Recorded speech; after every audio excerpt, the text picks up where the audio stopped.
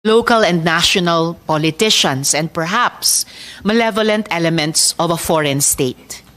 Nakakalula ang impormasyon na aming natatanggap.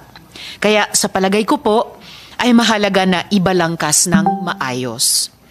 Una po, let us tackle head-on this issue of the identity ni Alice Guo.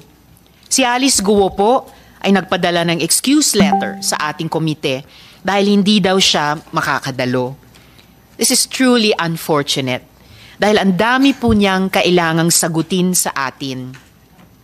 Itatanong ko sana sa kanya para diretsahan niya sagutin.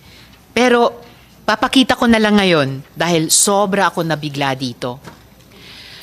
As has already been reported, Alice Guo's Chinese identity appears to be Guo Haping, fully Chinese with 2 Chinese parents. Ito po ay nakita natin sa Special Investment Resident Visa o SIRV application ni Lin Wenye.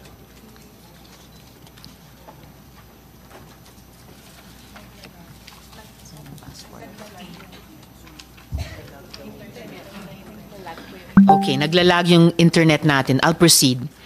I wrote to the NBI to request the biometrics data of both Guo Haping and Alice Guo, looking to compare their fingerprints.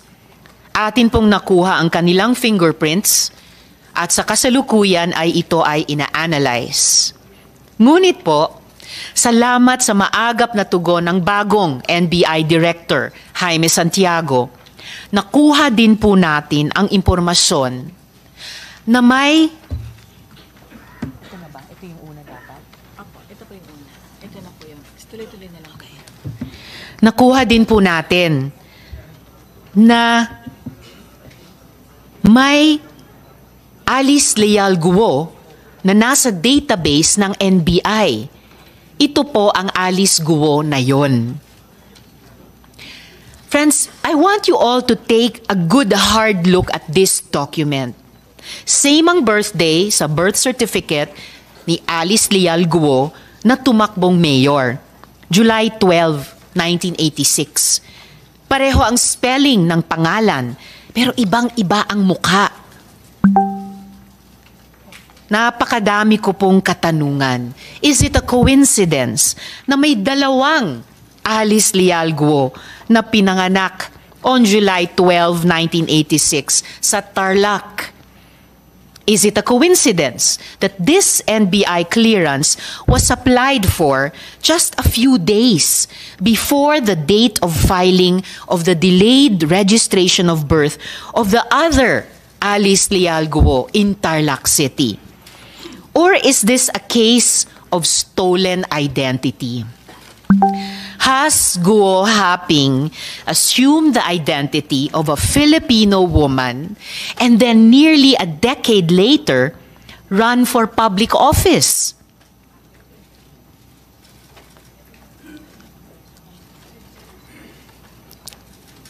Sino po ang babaeng ito na may pangalang Alice Leal Guo pero hindi kamukha ni Mayor?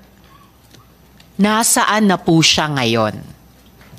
Bakit kailangan ni Guo Haping nakawin ang pagkatao ni Ms. Alice Leal Guo kung mayroon na siyang validly issued investor's visa na papahintulutan siyang mamalagi dito? Which leads us to our next question. How large and what is the nature of Alice Guo's networks? May ebidensya na tayong nakita na may link ang Bamban Pogo Hub to Clarkson Valley, isang pogo na atin ang naunang na ocular na mayroong mga video room at mga models para sa love scam. Si Huang Ziyang na incorporator ng Baofu at Pogante ng China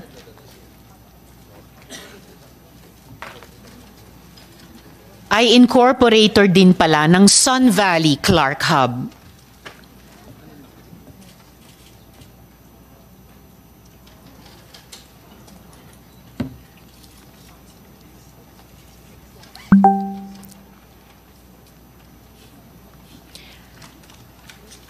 Ayon rin sa ebidensya, konektado ang Hong Sheng Gaming Technologies, yung company na ni-raid at pinalitan lang ng Zunyuan Corporation sa Bamban, Tarlac.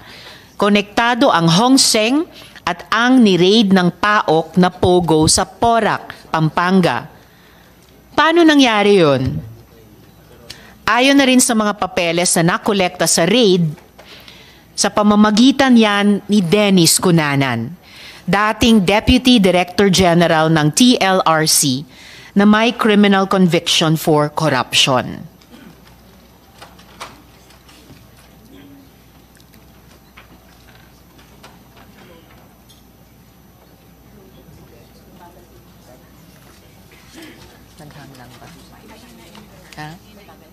Okay. Mabagal lang po yung internet. Mas mabilis yata doon sa Pogo Hubs.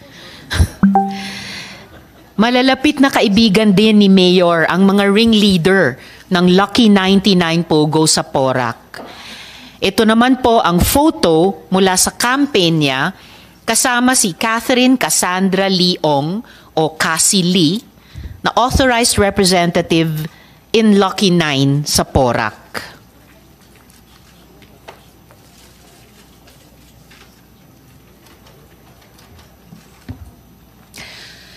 May isa pa kaming nakitang connection na nakakabahala dahil may kinalaman sa isang napakalaking investigasyon ng Senadong ito noong nakaraang Kongreso pa. Ilalabas po natin ito sa tamang panahon. At ang huling gusto kong masagot na tinatanong na rin ng buong bayan, sino ba ang protektor ng mga Pogo na ito? Gaano po kataas sa food chain ang mga protektor?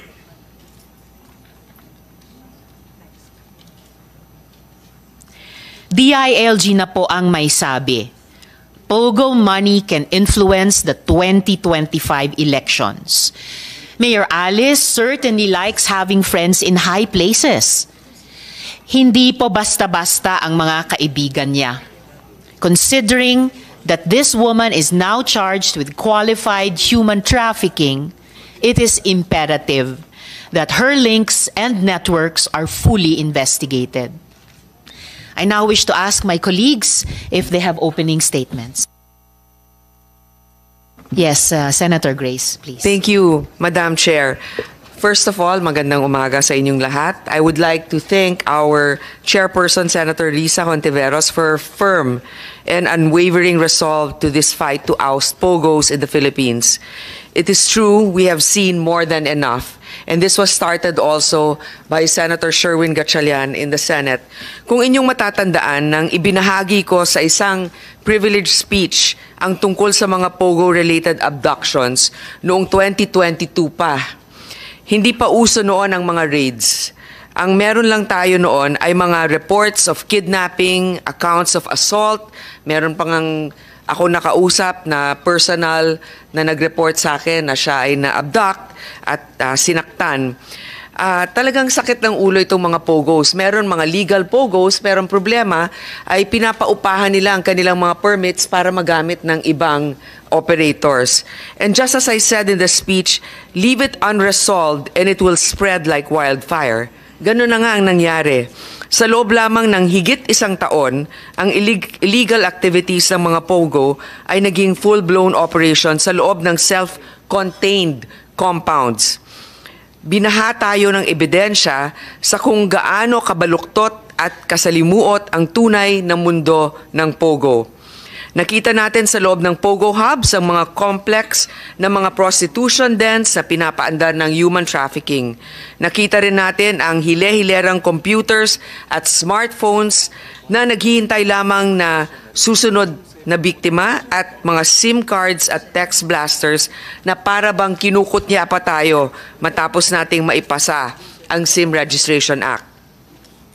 Madam Chair, hindi na ako pupunta sa mga detalye sapagkat talagang very exhaustive ang iyong pag-iimbestiga dito. Nais ko lang sabihin na ipinalabas nito na may korupsyon at nanganganak ng korupsyon at nasasama pa ang mga tao sa gobyerno dito. Meron mga pag-uusap ng national security risk, pero wag natin ilihis ang pag-uusap sa kung ano ba talaga ang nanggagawa ng POGO. Kaya I reiterate my call together with our colleagues that have signed the resolution that has been proposed by Senator Gatchalian. Please, we have to ban POGOs. Iban na natin ang POGO dahil hindi natin sila kayang bantayan. Hindi napapakita natin na ang ating gobyerno ay nahihirapan dahil nga may mga protector sila. Pero kung may nagsabi na ban na ang POGOs, mas madali na natin matutunton. Pag may operation, hindi kayo pwede dyan. Ganun lang kasimple yon. Thank you, Madam Chair. Thank you very much, Sen. Grace. Sen. Sherwin? Thank you, Madam Chair. Magandang umaga po sa lahat. Parang hindi na ho tayo natututo dahil wala pang 6 na buwan, nagkaroon na ng pangalawang raid sa Porac naman. Yung nangyari sa Bamban, March of this year, 2024, nagkaroon ng malaking raid. Nakita natin kung gaano kalaki yung POGO Hub na ipinatayo sa Bamban. Nakita rin natin na merong nangyaring human trafficking, merong nangyaring torture, merong nangyaring prostitution. At nakita rin natin may elemento rin ngayon ng mga pagpepeke ng ating identity at pagpepeke ng nationality. Wala pang 6 months, in June of this year, may na-raid naman sa Porac. At itong pag-raid sa Porac, halos parehong-pareho sa nangyari sa Tarlac. Itong Lucky South 99, 2 beses na-raid to. Noong September 2022, na-raid na siya. May nahanap na 40 na mga illegal aliens na nagtatrabaho doon. Gumastos tayo para i-deport. Ngayon, June of 2024, meron na naman na-raid. At nung pag-ikot ho namin doon, itong pasilidad, itong POGO Hub na ito, hindi pang karaniwang POGO Hub. Para sa akin, ito na siguro yung pinakamalaking POGO Hub na napuntahan ho natin. Dahil halos ang na-discover ng computers yung 2,300 computers. So ibig sabihin, at any given time, meron silang 2,300 na nagtatrabaho doon. At nakita natin na itong kanilang modus halos parehas. Gumamit sa Tarlac, gumamit sila ng isang bogus land company. Dito rin sa Porac, gumamit rin sila ng mga bogus companies na ang kanilang mga incorporators ay nasa bogus address, hindi alam kung ano ang ginagawa. At nakita rin natin na nagagamit na ngayon yung late registration para daan at makagawa pa na mas maraming krimen dito sa ating bansa. Importante itong late registration kasi nakikita natin na nagiging Pilipino, yun hindi dapat maging Pilipino.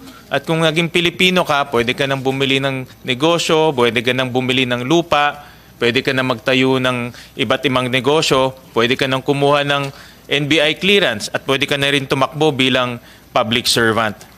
Kaya mga kasama, paulit-ulit na lang nangyayari ito. Sa Bamban, 2 beses na raid. Dito sa Pampanga, 2 beses rin po na raid. At hindi hihinto itong mga criminal syndicates, itong mga sindikato, dahil ang laki ng perang pumapasok at umiikot. At nakita rin natin na hindi ito dumadaan sa formal channels. Hindi lumalabas to sa kanilang mga income statements. Ito ay pumapasok nang hindi natin nakikita. Ginagamit nila sa pagpapatayo ng mga ganitong POGO Hub. At ang nakakatakot, nagagamit rin nila ito sa pagsuhol o pagbili ng impluwensya. Kaya dapat na talagang pahintuin itong mga POGO sa ating bansa dahil ito ang nabibigay daan sa mas marami pang kriminalidad, lalong-lalo na walang katahimikan na nangyayari sa ating bansa. At nananawagan din po ako sa ating mga kasamahan na suportahan itong pagban dahil hindi tatahimik ang ating bansang Pilipinas hanggat nandito sila dahil pumapasok sila, gumagawa ng hindi magaganda at lumalalim na yung kanilang galamay. So maraming salamat, Madam Chair, for hearing this resolution. Thank you. Maraming salamat, Sen. Sherwin. Senator JV? Yes, maraming salamat, Madam Chair. Magandang umaga po sa ating lahat. Una sa lahat, nais kong pasalamatan ang chairperson ng committee ito sa walang samang tigil na pagdinig sa issue kaugnay ng POGO operations. Nasimulan pa ng ating kasamahan din na Senator Gatchalian mula nung nakaraang kongreso sa POGO operation lalo sa human trafficking at scamming activities. Kaysa po ako ng ating matapang na chairperson sa usaping ito. Ang isa pong nakakabahala na sitwasyon dito sa POGO operations sa Bamban ay ang katotohanan na ang mismong mayor ng bayan ang sangkot sa mga illegal na operasyon. Mayroon po akong mga resolution, Madam Chair, sa Sangguniang Panlalawigan sa Tarlac, no? Mula noong 2021 pa lamang, nagkaroon po sila ng resolution denouncing the alleged conduct of online gambling and cybercrime operations sa barangay Anupul sa Bamban, declaring anti-illegal gambling policy of the provincial government of Tarlac. And it was reiterated, Madam Chair, by another Sangguniang Panlalawigan resolution of 2024 reiterating the anti-gambling policy in 2021. So ang nakakabahala dito at nakausap ko rin po ang ating gobernador, Susan Yap, na doon lang po talaga sa Bamban nagkaroon ng POGO operations. No, dahil nga po, polisiya ng provincial government ang hindi po nila sinusuportan ang online gaming at gambling operations. So nabahala na po ako kasi po kay tulad din ni Senator Gatchalian, ako po ay member ng NPC, kapartido pala namin si Mayor Alice Goo. No? At gusto ko rin sanang malaman, Madam Chair, kung paano yung kanyang assent to power to local government. Kasi nakakabahala po ito.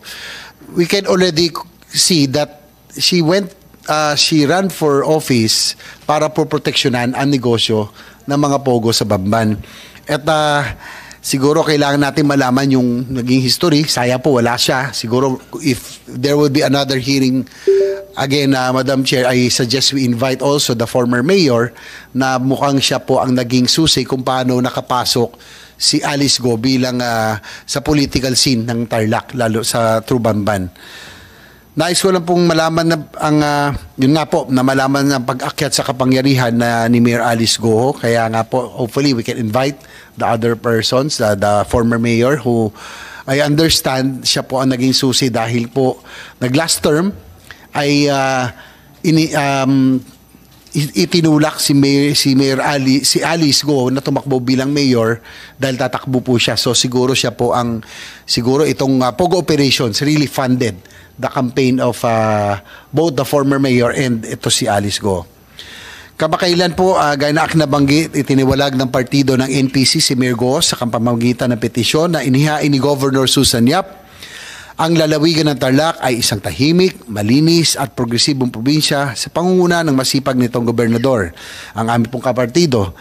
Ang illegal na POGO operation sa bayan ng Bamban ay nakakasira hindi lamang sa imaheng ito kundi pati na rin sa mapayapang pamumuhay ng mga mamamayan sa probinsya ng Tarlac.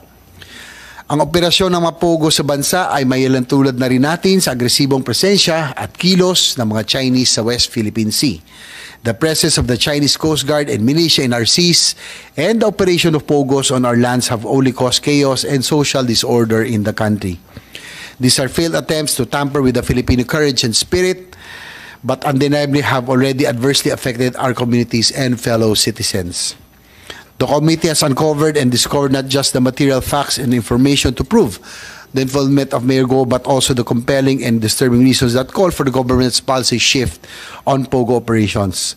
I believe that really we already have to hasten the phasing out of the POGO industry. Huwag na po natin hintayin na may mahalan na naman na mayor o iba pang opisyal ng gobyerno na magiging protektor sa illegal na operasyong ito. Kaya nga po sana huli na po si Alice Goo na talagang kitang-kita mo, Madam Chair, na siya po ay pinatakbo upang pagtakpan o upang magsilbi sa interes ng POGO operations sa Bamban. Kita natin sa buong Tarlac, wala hong POGO operations except in the municipality of Bamban. Muli, maraming salamat, Madam Chair. Maraming salamat, Sen JV. And Comsec, per yung hiling ni Sen JV, imbitahin nga natin sa susunod na pagdinig yung dating mayor ng Bamban. And then, paumanin, hindi ko kaagad nakita at na-acknowledge yung presensya ni Sen Lito. Sen Lito, gusto nyo po bang mag-opening statement din? Hindi na po ako. Magandang umaga po sa inyo lahat at sa mga kasamahan ko dito sa Senado at sa mga panawin nating mga resource person, ating mga babayan. Magandang umaga po uli. Hindi na po ako mag-opening statement. Didiretso na lang po ako kung pwede. Pwede na po? Question? May mga tanong po muna sana, Okay. Sen Lito, simula sa Board of Investments kung maaari po. Pero sigurado lahat po tayo, kasama po kayo ay makapagtatanong during this hearing. Salamat po, Sen Lito. Kung makapagsimula po tayo ng mga further questions sa Board of Investments, andito po si Yusek Rodolfo. Sir, if you could take these questions po. May ipa-flash po kaming ulit yung SIRV ni Guo Huaping at saka yung Board of Investments letter sa Bureau of Immigration dated 4th June 2024. Familiar po ba kayo sa mga dokumentong ito at pwede nyo po bang ipaliwanag yung konteksto ng mga dokumentong ito? Yusek. Forgive me. Yusek Rodolfo, I missed something important. Could I first ask before you proceed to answer the question, pwede ko bang hilingin si Comsec to acknowledge all the resource persons, brief the committee on the status of those invited and subpoenaed, and administer the oath to those present? Okay, good morning, everyone. The committee would like to acknowledge the presence of the following resource person. From the Philippine National Police, we have Police Colonel Lucrecio Rodrigueza, Jr. Then from the Criminal Investigation and Detection Group, we have Police Brigadier General Raul M. Takaka, with Police Major Liza G. Avila. Then from the Presidential Anti-Organized Crime Commission, we have Undersecretary Gilberto Cruz. Then we have Dr. Winston John Casio. From the Interagency Council Against Trafficking, we have Undersecretary Nicholas Felix T. Then from the Philippine Amusement and Gaming Corporation, we have Retired General Raul Villanueva, Attorney Jessa Maris Fernandez. From the Intelligence Service of the Armed Forces of the Philippines, we have Colonel Rimbrad B. Ferreira Pa. Then we have Lieutenant Colonel Lex Michelle B. Dapanas, JAGS. Then we have Major Aris A. Guerrero Pa. Then from the National Security Council, we have Deputy Director General Nestor Jerico. Then we have Mr. Eugene Lirio Texon from the National Security Specialist. Then we have from the Department of Information and Communication Technology, we have ASEC Renato Paraiso. We have Engineer Gladys De Ocampo. Then from the Anti-Money Laundering Council, we have Attorney Emmet Rodion Manantan. Then Attorney Arnold Cabanlit. Then Attorney Richard Chan. We have Attorney Adrian Arpon. We have Attorney Erano Domali. We have Mr. Jason Padilla, Miss Paula Bianca M. Diamante Honrado. From the Bureau of Internal Revenue, we have Attorney Ralbert John Tibayan. And Attorney Scanton Orculio. Then from the Bureau of Immigration, we have Attorney Arvin Cesar Santos, Attorney Jose Carlitos Licas, and Mr. Peter Demetria. Then from the National Bureau of Investigation, we have Regional Director Jerry Abiera. From the Philippine Statistic Authority, we have Mr. Fred Sulesta, Engineer Marisa Grande, Attorney Eliezer Ambatali, Miss Emily Macario, and Attorney Precious Angela Paganahe. From the Department of Foreign Affairs, we have Miss Lailani Feliciano. We have Mr. Bon Ryan Pangwi, Director Lemuel Lopez. From the Department of Agrarian Reform, we have Director Joseph Aurelia. From the Department of Interior and Local Government, we have Attorney Juan Victor Llamas, Undersecretary. Then from the Department of Interior and Local Government, yes, we have Yusek Llamas.